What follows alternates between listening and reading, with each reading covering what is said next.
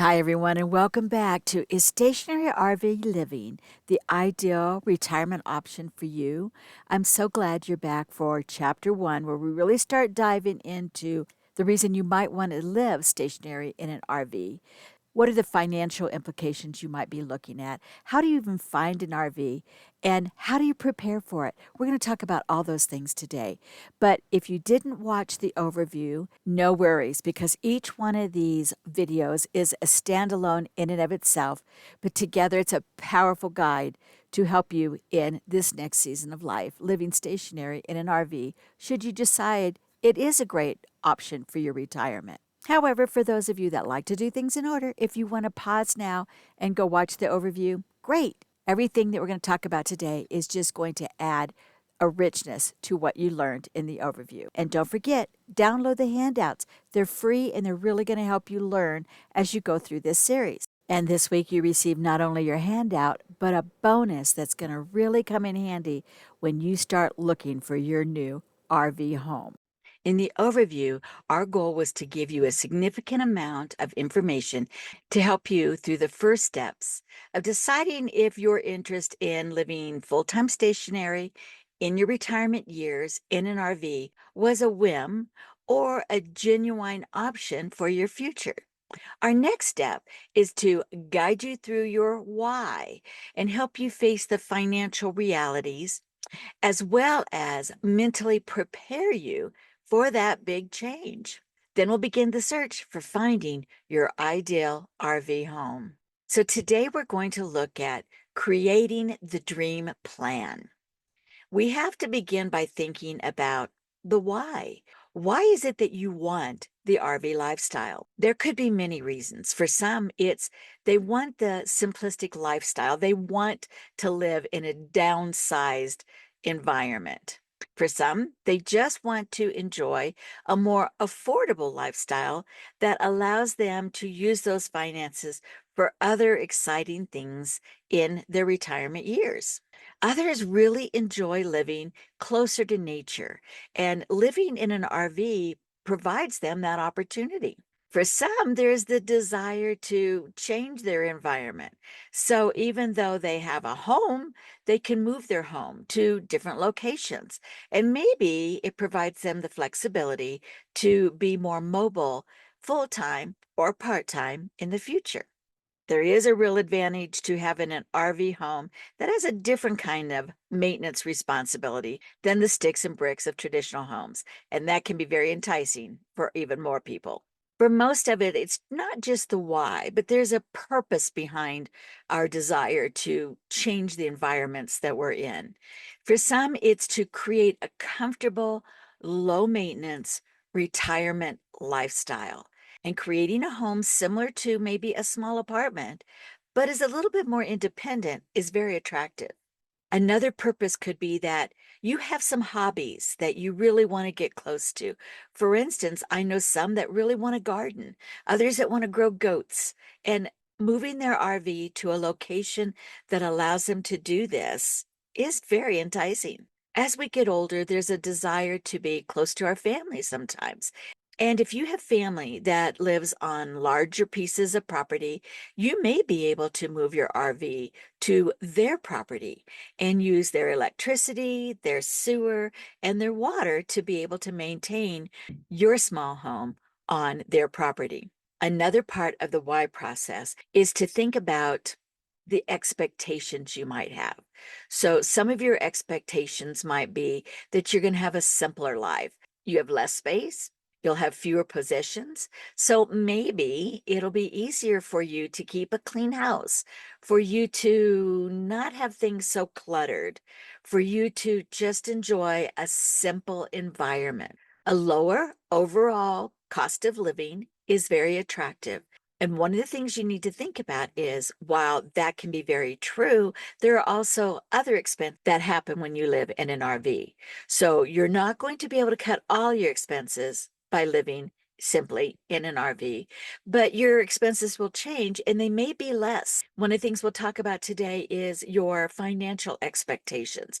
So if you expect this to give you a low-cost living style, then you'll want to pay close attention to facing the financials. Now, as you're thinking about your whys, one of the things I want you to think about too is why may you have that little check in your spirit or something in your gut that's telling you this may or may not be a good match? Listen to your concerns. And we want to explore those a little bit too, so that if you make the decision to make this move, you have thought through those concerns before they hit you and you don't know how to deal with them. Adapting to a smaller space may be one of those concerns. After moving from 4,200 square feet, I was very concerned about moving into first a condo at 1,200 square feet. But what I found was I liked downsizing. Seasons in life bring us different awareness, brings us different comfort levels, and I was really ready to let go of the big home and all the responsibilities that it brought. Now, moving from 1,200 to 420 was another thing. And I was a bit more concerned. But because I had had the experience of downsizing from a big house to a condo, it did give me more of a reassurance that I was going to be able to adjust. If you are moving from a neighborhood, maybe onto land that's a little bit more isolated, you may be a bit concerned about isolation issues. So, again, any of those concerns that you have, be aware of them, think them through, and you'll want to prepare for those before they show up in real life. Another concern for some people is, will healthcare and emergency medical care be close to you or in a reasonable amount of time in your new location? And another concern that many people have is the maintenance and specific repairs that are associated with living in an RV full time as opposed to a traditional home. Now, once you have thought through these things and you're still on track, you're still thinking you want to do this, I want you to think about a timeline. It needs to be really realistic for your transition, and it's going to be different than anybody else's. Now, research has showed us on average that it takes about 6 to 12 months just for this planning stage. One of the things you can do during the planning stage is to start downsizing. We're going to give you some tips on that a bit later. Downsizing and selling your home could take 3 to 6 months or even a bit longer. To find, purchase, and equip your RV will take a minimum of 3 months. Moving into and settling into your RV location will take 1 to 2 months. So your best bet is to target somewhere between 12 and 18 months for this whole transition. It can be very challenging to try to think about all the things that you need to do in moving to this new type of lifestyle. So, to address these challenges, it's crucial to create a comprehensive budget that accounts for all of the potential expenses and to build an emergency fund for unexpected costs. Some of the things to look out for: underestimating overall costs. We are going to talk about your current budget and how to compare it to an estimated budget for your future. One of the things you're going to be calculating is your RV purchase or maybe vehicle payments. This is one of those areas that people kind of underestimate, and it might be better for you at the beginning of this process to overestimate. Maintenance and repairs. Even if you buy a brand new RV, you're going to have maintenance and repairs. And some of those can be costly. Our first repair was over $800 for the RV refrigerator. And that was because Grand Design, which we purchased the RV from, paid for the biggest bulk of that refrigerator. Insurance is going to be a new expense, and it's going to be a different type of insurance than you had with your traditional home. Technology expense is usually higher in an RV because of its transitory type of structure. And RV homes depreciate instead of appreciate like your traditional homes do. Now, healthcare can be more expensive if you move around, even if you're a hybrid, 6 months in one area and 6 months in another area. And the gear that you need for each season in an RV is very different than the gear that you might need for a traditional home. So all of these challenges will have a place in your estimated budget. So one of the most important things you can do when facing the financials is to bring out a copy of your current budget. And if you don't have a good one, then find a blank one online and start crafting one that you can use for this process. One of the first things I want you to do is think about all the things you spend money on and what are the things that you can cut out, that you can be a little bit more conservative with, so that you can save money to make this lifestyle even happen for yourself. What are those things you're willing to sacrifice that extra little something something so you can have the lifestyle that you want? It might be things like reducing how many times you go out during the week. Go through all the subscriptions you have. Which ones can you cut out? You just don't need them anymore. How can you minimize your discretionary spending? My big weakness is Amazon. It's so easy to buy what we want, not only what we need, and get it 2 days later, that instant gratification. So I've put myself on an Amazon budget. If you don't already have a good savings account, start one. And if you already have one, maybe start allocating in another savings account for your RV retirement life. Financial experts recommend you save somewhere between 10 and 15% of your monthly income for this RV transition. As you begin to downsize or start looking around your home, find the things that you definitely are not going to want anymore or aren't going to be able to move to your RV lifestyle and start selling them. Put that money in that special savings account. If you're not currently working, you might want to think about just a part-time or a few hours a week that you can work at something you really enjoy doing and put that money aside. Be sure you list all of the debts that are going to be coming with you into your new RV life. And maybe take a second look and see if any of those can be paid off quicker. That might be your credit card balances, it might be personal loans, or it could be some other kind of ongoing family commitments as well. If you haven't tried it, try the snowball effect. Look it up, it really works. Now it's time to think about those finances you're not going to have anymore in your RV retirement life. And that might be mortgage or rent for the current home that you're in. You're probably not going to have property taxes. However, if you buy land or you live on somebody's land, that might be something you'll have to estimate. You'll no longer have home insurance payments, but that's going to be replaced by RV insurance payments. Utilities will be different from your traditional home. You're not going to have some of the utilities that you're used to paying for, but again, those are going to be replaced by others. You may be able to eliminate commuting costs, which will lower your gas bills and the wear and tear on your automobiles, especially if you're retiring. Once you've reviewed your current budget, and once you've looked at the things that you're no longer going to have, and have a note of what we're going to have to estimate that's going to be a bit different in a new budget, now it's time to start a separate budget. And this is all about your RV purchase. Okay. So we're going to need to think about if you are going to sell a home to purchase an RV, then you're going to have some equity to buy that RV from the sale of your home. Now, a brand new RV is going to run you somewhere between 50 and 150,000, unless you want a luxury model, and that is going to be even higher. If you want to purchase a used RV, then that's going to run you somewhere between $20,000 and $70,000 up. However, the older it is, you'll want to make sure it's really structurally sound, and then that will require you to have additional funds to redesign, refurbish, and redecorate the used RV home.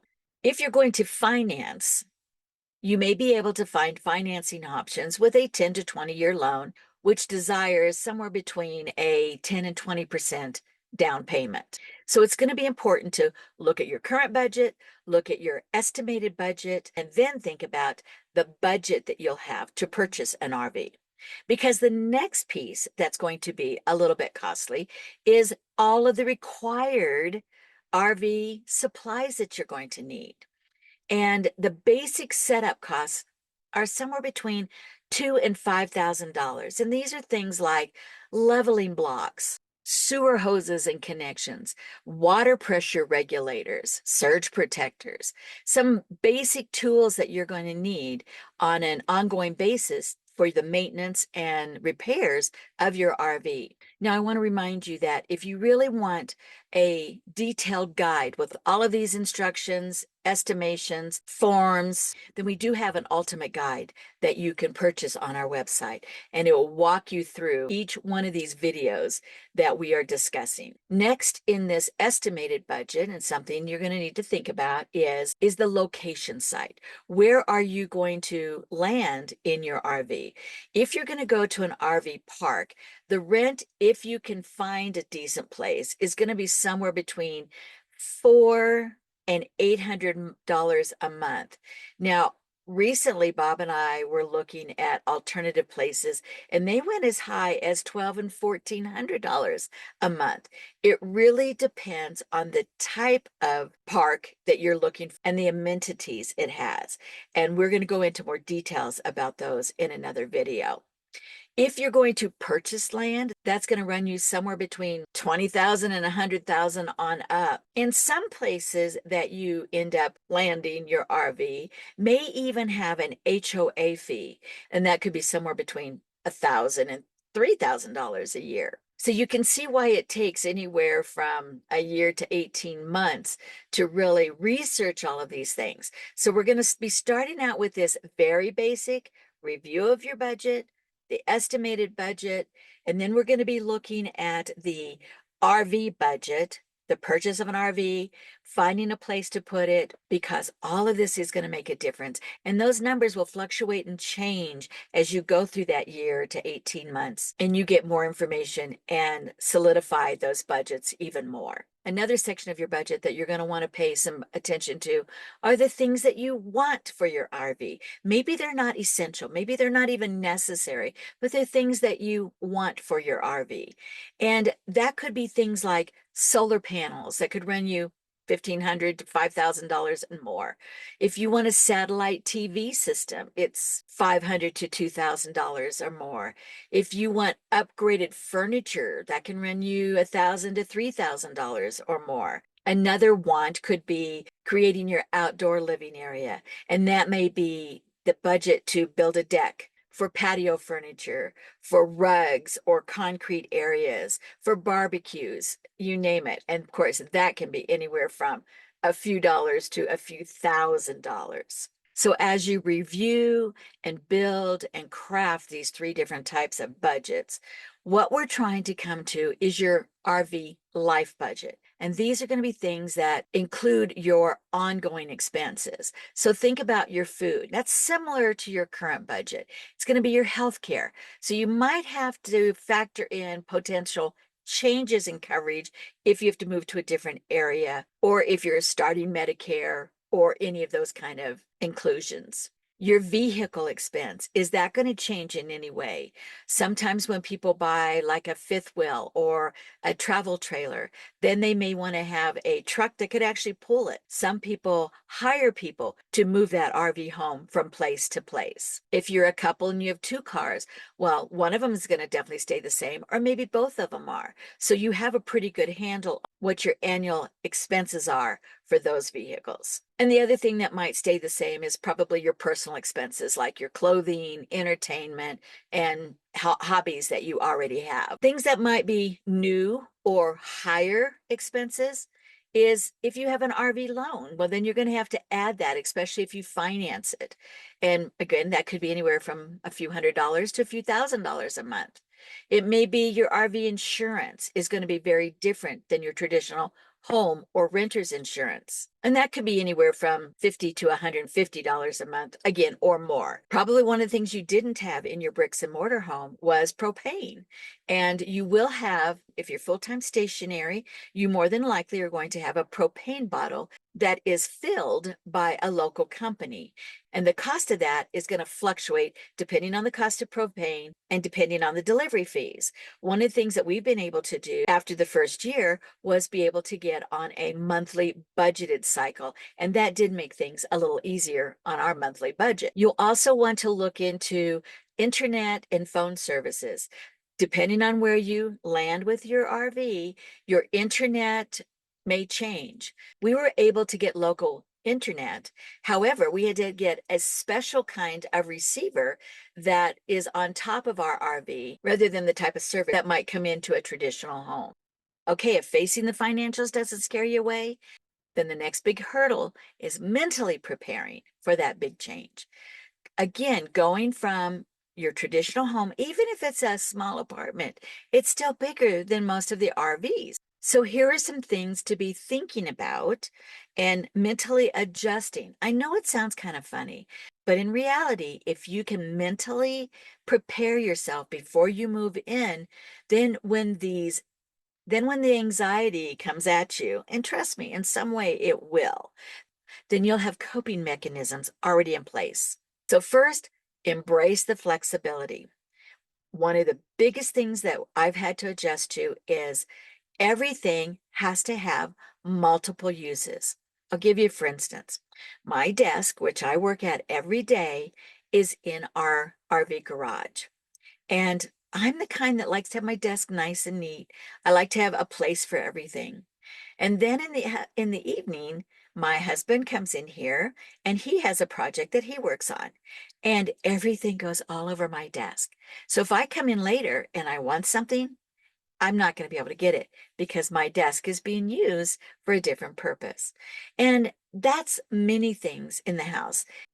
You're also going to find some emotional challenges when it comes to managing things like downsizing and selling your home and all of those pieces that you've collected over the year. One of the hardest things for me to face was that my children didn't want my stuff. And so it took a while before I was ready to sell some of the really nice antiques that we had, to downsize some of the rooms that we had, to give away, to repurpose, to share, sell, trash, to make those decisions. And they were emotional. As I shared in the overview, one of the things I really encourage you to have is a notebook. If you're a couple, I think you should have your own notebooks. But one of the things you could do to help with this emotional change that you're going to go through is to actually do some daily meditations and journaling in this notebook that you have. And when the anxieties come up, talk about them in your journal. Nobody else has to read them. It's your personal journal. The process of going through things that bring you stress and anxiety and getting them out before you actually go through the transition is going to give you greater ability to adjust quicker. Some of the coping mechanisms you might want to put into place is you have a timeline. Don't have to hit a deadline. The timeline is to pace you, but if you need to slow down, if you need to give yourself grace, if something happens that you have to take a break from your preparations, that's fine. Extend your timeline a little bit. Create small, consistent routines that help you with the downsizing. It doesn't have to be done in a weekend, doesn't have to be done in a week, doesn't even have to be done in a month. So if you've got 18 months until you're going to move, or a year or 2 years, you might want to think about starting downsizing now. Start with things that don't really matter to you very much. It's clutter. Get rid of it. Get involved in an RV community. There's a lot of them available for you on Facebook, and we have our own community where we will be having live chats, where we will be able to communicate with each other and ask questions and encourage one another. And I'll include the link so that you'll be able to find that should you want to look into it. If you are a couple, one of the most important things you need to do as you go through the planning and transitioning is to keep your communications open. Be sure that you tell each other when you're a little hesitant, when you're concerned about something. But on the other hand, don't be the person that jumps to the conclusion that somebody doesn't want to do it just because they're sharing a concern with you.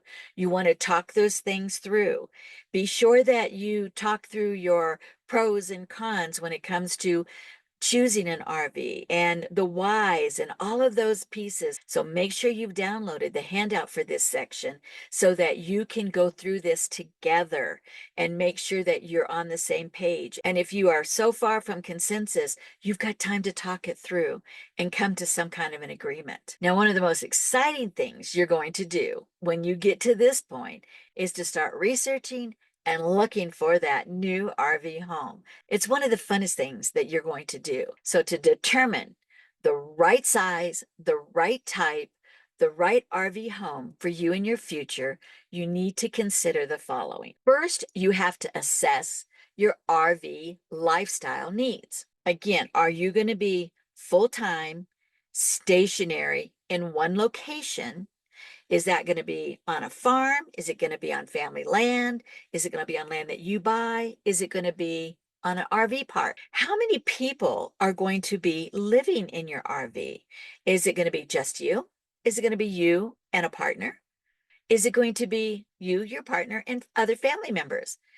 What are their needs? So, again, one of the most important things that you'll need to be doing in this planning process is incorporating all the people that are going to be living in this RV. You're going to have to figure out how many sleeping arrangements are you going to need? What are the privacy issues that you're going to need? What are the storage issues that you're going to be facing? What are the storage needs you're going to have for your food, for your outdoor equipment? You're going to need to consider the size limitations you may be facing.